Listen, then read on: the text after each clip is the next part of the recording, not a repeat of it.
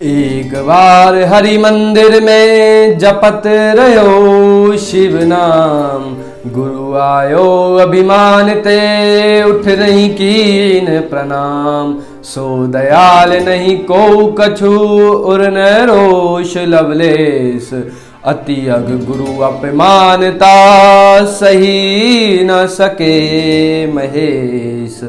अहंकार अति दुखद डमरुआ, दंभ कपट मद मान ने रुआ। तृष्णा उदर वृद्धि अति भारी, त्रिविदेशना तरुण तिजारी। त्रिविदेशना तरुण तिजारी।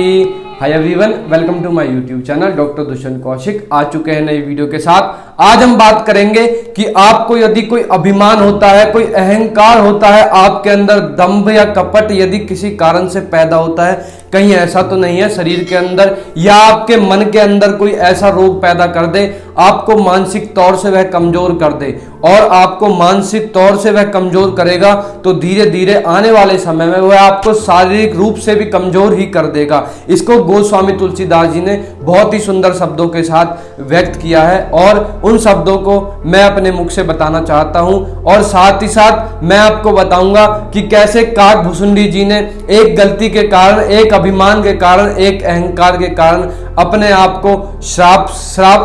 को श्राप ले लिया। महादेव ने उनको श्राप दे दिया। उसके बारे में चलिए सबसे पहले इन पंक्तियों से शुरुआत करते हैं। एक बार हरि मंदिर में जपत रहो शिव नाम, गुरु आयो अभिमान ते उठ नहीं कीन प्रणाम। अर्थात एक बार काकभुसुंडी जी कहते हैं, एक बार मैं शिव के मंदिर में बैठकर शिव के नाम का जाप कर रहा था। उसी समय मेरा सदगुरु आया जो कि कृपालु था, जो कि दयालु था, वह आया। लेकिन मैं इतना मूर्ख था, मैं इस बात को नहीं समझ पाया। मैंने एक अभिमान के कारण, मेरी एक गलत विचारधारा के कारण, मेरी कोई बचपन से नासमझी के कारण, मेरी अज्ञानता के कारण, मेरी बाल बुद्धि के कारण मैं इस बात को नहीं समझ पाया कि मैंने अपने गुरु को अभिमान के कारण उनको उठकर प्रणाम नहीं किया। मैं उस शिव के नाम का जाप तो करता रहा, लेकिन जब मेरा सदगुरु आया तो मैंने उसको प्रणाम नहीं किया। फिर अगली पंक्ति में गोस्वामी तुलसीदास जी ने कहा, सो दयाल नहीं को कछु उर न रोष लवलेश, अति अग गुरु अपमानता सही न सके महेश। सही न सके महेश अर्थात गुरु तो सो दयाल नहीं को कछु उर न रोष लवलेश, अति अग गुरु अपमानता सह न सके महेश। अर्थात गुरु तो दयालु था, उसने मेरे अंदर कोई दोष नहीं देखा। उसने इस बात के ऊपर ना तो किसी न किसी रूप में कोई क्रोध किया, लेकिन अति अग गुरु अपमानता सही न सके महेश। इस चीज को देखकर उस महेश ने यानी भगवान शिव ने इस चीज को देखा कि इसने काकभुसुंडी ने अपने गुरु का अपमान कर दिया, तो स्वयं महादेव इस चीज को सहन नहीं कर सके और उन्होंने काकभुसुंडी को श्राप दे दिया कि तुम अब सांप योनि में आ जाओगे। लेकिन जब गुरु ने ये बात सुनी तो हाहाकार मच गई और गुरु उस शिव की आराधना करने लगे और काकभुसुंडी एक कोने में खड़े होकर कांपते रहे। लेकिन गुरु इतना दयालु था कि वह फिर भी उस महाकाल से, उस शिव से आराधना करने लगा कि वह उसके शिष्य को इस श्राप से मुक्ति दे दे। तब उसने रुद्राष्टक का जाप किया। इसीलिए मैं कह रहा था कि यदि आप रुद्राष्टक का जाप करेंगे तो आपको यदि किसी ना किसी प्रकार का कोई श्राप है तो उससे मुक्ति मिल सकती है। अगर आप रुद्राष्टक के जाप के बारे में वीडियो देखना चाहते हैं तो उसके ऊपर मैंने पहले ही बना दी है, आप वह वीडियो लिंक डिस्क्रिप्शन में डाल दूंगा या आई बटन पर जाकर देख सकते हैं। चलिए अब अगली पंक्ति के बारे में बात करते हैं। अहंकार अति दुखद डमरुआ, दंभ कपट मद मान ने रुआ। अर्थात अहंकार एक डमरुआ, अति दर्द पीड़ादायक दर्द देने वाला एक गांठ रोग की तरह है। यदि आप अहंकार करते हैं तो यह आपके पहले मन के अंदर एक गांठ रूपी रोग बनाएगा, फिर धीरे धीरे आपके शरीर के अंदर भी एक गांठ रूपी रोग बन जाएगा। अगली पंक्ति में कहा है, दंभ कपट मद मान नेरुआ। नेरुआ अर्थात नसों का रोग। दंभ, कपट, मद और मान, ये चार चीज अगर आपके अंदर पैदा हो जाती हैं किसी न किसी विषय लालसा को लेकर, तो यह आपके अंदर एक नसों रूपी रोग को निर्माण करती है और धीरे धीरे आपके मस्तिष्क से या आपके मन से आपके पूरे शरीर में फैलेगा। इसलिए आप दंभ, कपट, मद और मान इनकी अति ना करें। तृष्णा उदर वृद्धि अति भारी, यानी तृष्णा का अर्थ होता है लालसा।